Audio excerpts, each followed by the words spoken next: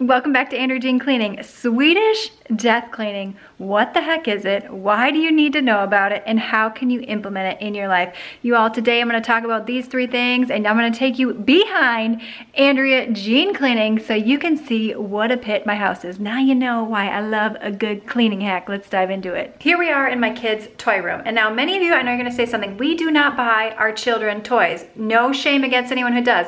But this stuff is all from birthdays and Christmases. This is what happens when you have 4 children. Swedish death cleaning is basically clearing out all your stuff before you die to not only make it easier for you, but also for your loved ones. Now, I like to pair this with the Konmari method and asking ourselves, does this item spark joy? And I think it's important to do this, or the Konmari method, several times a year. I would say 4 times a year, because this is going to leave you with less stress. You're going to make better decisions around what to bring into your house. You're going to appreciate the things that you have. You all, if it were up to me, I would live in a studio apartment with my computer, my camera, coffee, and probably a fresh bouquet of flowers or something, but that is not the living situation. So here are 8 tips to help you on your own Swedish death cleaning process. This is my husband's reselling room. It's slash a storage room, so there are only certain spaces that I'm allowed to touch in our home. So I understand that if you have a partner or a significant other, there's some negotiation that needs to go on around here. But I'm gonna save the best tip for last because it's my absolute favorite, especially when it comes to something like this with decluttering. And if you're working with a partner or spouse, or you have lots of children like I do, the first thing that you wanna ask yourself is this: will this item make someone's life happier? Would it be beneficial for their lives? Would someone really love this item?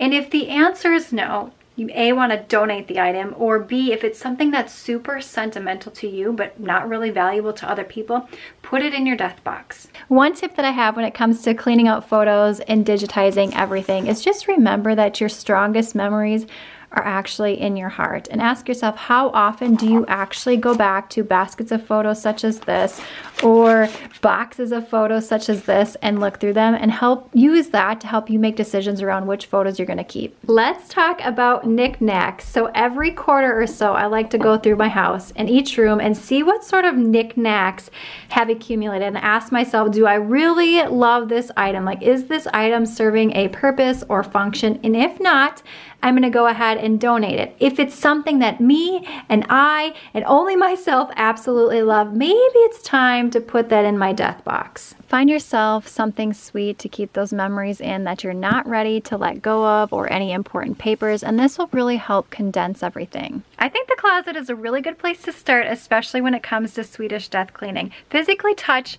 every item. I know this is part of the Konmari method. Touch every item, and if you have not wore it, really ask yourself, are you gonna wear this item?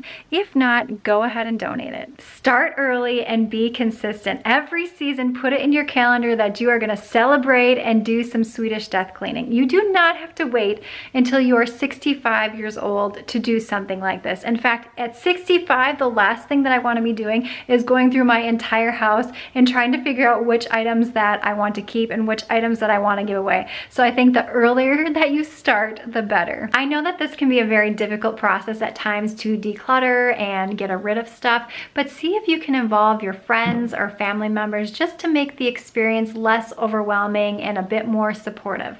It's also important that you have someone in your life that has access to your bank account information should something happen to you. Now, I know that we don't want to think about it, but I also think it's important to, if something were to happen to us, that we're not leaving our loved ones and our family members with a whole slew of stuff to take care of, because the last thing that we'd want our loved ones is to feel overwhelmed. And number 8, reward yourself with the consistency. At the beginning of anything is the hardest part, especially if you have to negotiate with loved ones and they have different styles in terms of what they want to keep and what they are willing to get rid of. I also hope that me showing you behind the scenes of all the stuff that is accumulated in my home makes you feel a little bit better about the stuff that is accumulated in yours. If you enjoyed this video, feel free to give it a thumbs up. Subscribe if you are new. Share this out to Pinterest and Facebook so that I can reach more people. And I will see you, my friend, in the next one.